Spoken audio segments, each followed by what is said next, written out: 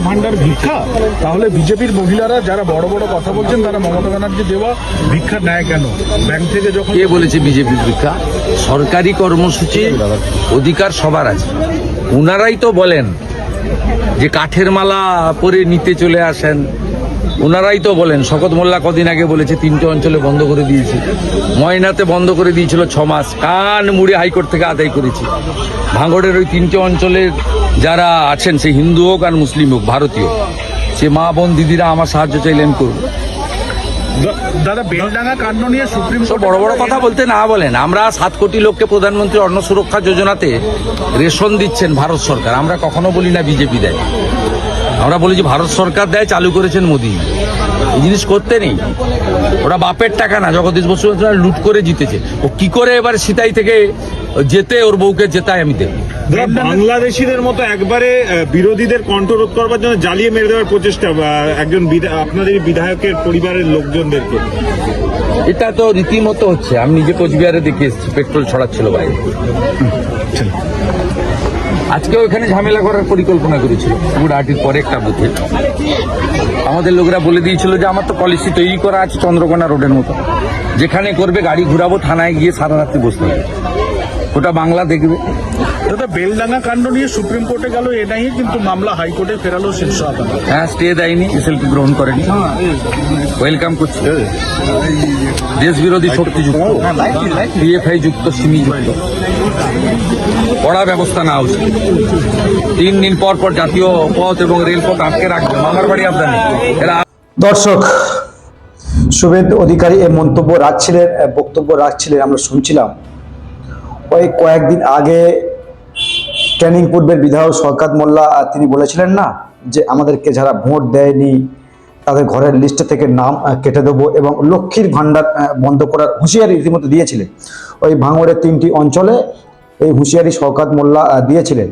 সংবাদ মাধ্যম যখন রাজ্যের বিরোধী দলের নেতা শুভেন্দু অধিকারী, সংবাদ মাধ্যম তাকে প্রশ্ন করা, তিনি কিন্তু বলছিলেন শওকত মোল্লার বাবার টাকায় দিচ্ছে, শওকত মোল্লার বাবার টাকায় দিচ্ছে লক্ষ্মীর ভান্ডার, মানে আমাদেরকে যারা ভোট দেবে না তাদের লক্ষ্মীর ভান্ডার দেওয়া হবে না, মানে বললেই হয়ে গেল। আর শুভেন্দু অধিকারী যে সরকার চলছে কেন্দ্রে, নরেন্দ্র মোদী 7 কোটি মানুষের যে মিড ডে মিল এবং যে রেশন দিচ্ছে, তারা না কোনোদিন বলেছেন, বিজেপি কোনোদিন বলেছেন দেখাতে পারবেন যে আমরা 7 কোটি মানুষের এই যে রেশন দিচ্ছি আমরা এগুলো বন্ধ করে দেবো, আমাদেরকে ভোট দিতে হবে, নাহলে বন্ধ করে দেবো? এই যে শওকত মোল্লার মতো কিছু পলিটিক্যাল লিডার এবং নটোরিয়াস ক্রিমিনাল বড় বড় ভাষণ ছাড়া আর কিছু মারতে পারে না।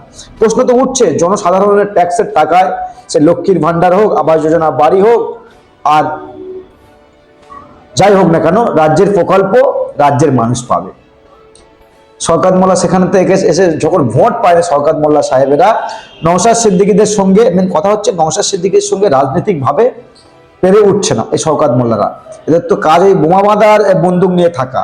কারণ কেন বলছি এই কথাগুলো, বেশ কয়েক বছর আগে যদি আমরা লক্ষ্য করি বা লক্ষ্য রাখি, একটি প্রশাসনিক বৈঠক থেকে মুখ্যমন্ত্রী শওকতকে সার্টিফিকেট দিয়েছিল তুই তো বোম বাঁধিস।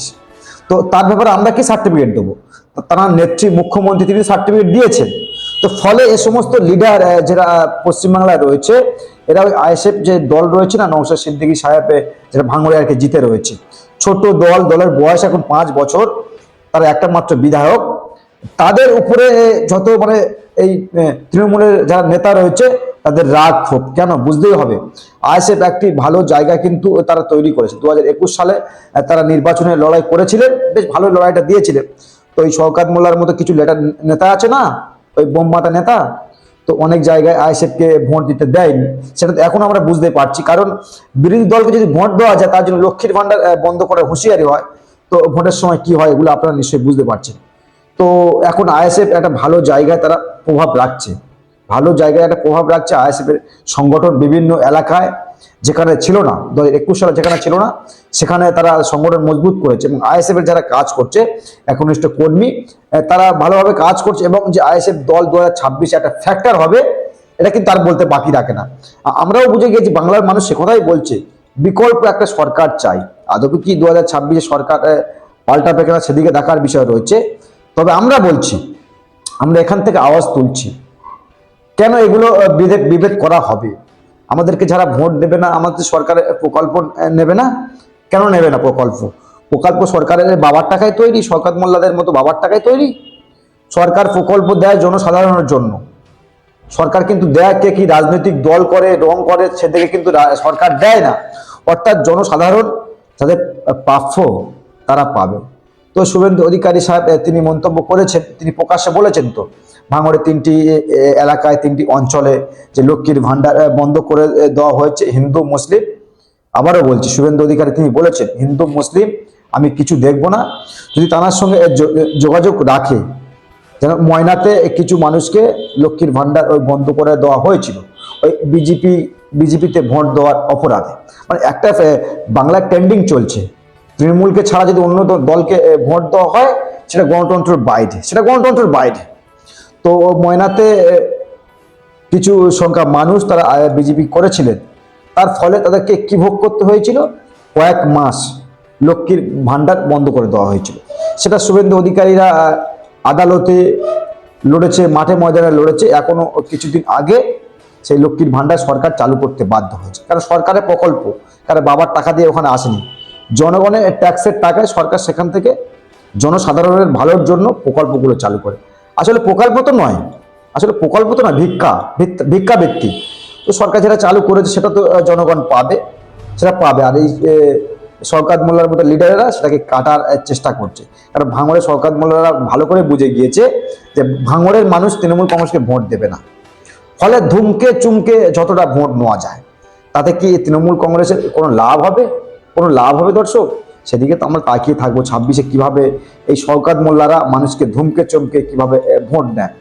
তো অনেকে বলছে নওশাদ সিদ্দিকীরা 5 বছরে কি কাজ করেছে ভাঙড়ে, সে প্রশ্ন উঠছে। আর ওটাই স্বাভাবিক, নওশাদ সিদ্দিকীরা 5 বছর ভাঙড়ে ক্ষমতায় রয়েছে, সেখানে কি কাজ হয়েছে। আমরা নওশাদ সিদ্দিকীর সঙ্গে কথা বলেছিলাম, তিনি কিন্তু ভোটের এই 1 মাস আগে তিনি প্রতিটা এলাকায় প্রতিটা বুথে তারা কিন্তু এই প্রতিটা বুথে ব্যানার পোস্টার ছাপাবে 5 বছরে কি কাজ তারা করেছে, বা সরকার থেকে কতটা অনুদান পেয়েছে, কত টাকায় কাজ করেছে, বাজেটগুলো প্রতিটা এলাকায় কিন্তু তারা এই পোস্টার ব্যানার মার্কিং করে দেবে বলে একটা তাদের চিন্তা ভাবনা রয়েছে। তো আমাদের বক্তব্য খুবই ক্লিয়ার, এই ভাঙড়টা না শাসক যে স্বপ্ন দেখছে না, ভাঙড় আমার চাই। ফলে ভাঙড় কোনো মতে, আবারও বলছি, কোনো মতে ভাঙড়ে নওশাদ সিদ্দিকীর কাছ থেকে কিন্তু কেড়ে নিতে পারবে না। তারও একটা এই কারণ রয়েছে, কারণ ভাঙড়ের মানুষ যেটা রয়েছে, পুরুষ মহিলারা নওশাদ সিদ্দিকীকে মন থেকে তারা ভালোবাসে। অর্থাৎ তারা কিন্তু এখনো বলছে যে আমরা উন্নয়ন চাই না, আমরা চাই ভাঙড়ের শান্তি। ভাঙড়ের মানুষ এখনো বলছে আমরা উন্নয়ন চাই না, আমরা চাই ভাঙড়ের শান্তি। তো আমরাও বেসিক্যালি সেটাই বলছি, আমরা বাংলার উন্নয়ন তো চাই না। আপনার কাছ থেকে তো বাংলার কোনো মানুষ বলেনি 500 টাকা করে আবার বাড়াতে হবে লক্ষ্মীর ভান্ডার। অর্থাৎ কাজ চায়, সে কাজ যখন রাজ্য সরকার দিতে ব্যর্থ তখন বিভিন্ন ভাতা প্রকল্পের নামে, ভিক্ষাবৃত্তির নামে তারা ক্ষমতায় আসার চেষ্টা করছে। দর্শক, আমরা তো আবারও দেখব তৃণমূল কংগ্রেস কিভাবে ক্ষমতায় আসে, ভোট না লুট করে। আবারও বলছি, ভোট না লুট করে কিভাবে ক্ষমতায় আসে সেদিকে আমাদের ফোকাস থাকবে। আপনারাও নজর রাখুন আমাদের চ্যানেলের দিকে, কারণ আমরা জনগণের দালালি করি। অনেকে বলে না ইনসাফ টিভি আইএসএফ এর দালালি করে, বিজেপির দালালি করে। আসলে কারোর দালাল আমরা নয়, আমরা জনগণের দালাল। দর্শক, যেটা বলার বলবেন কমেন্ট বক্সে, আর নজর রাখবেন আমাদের চ্যানেলে।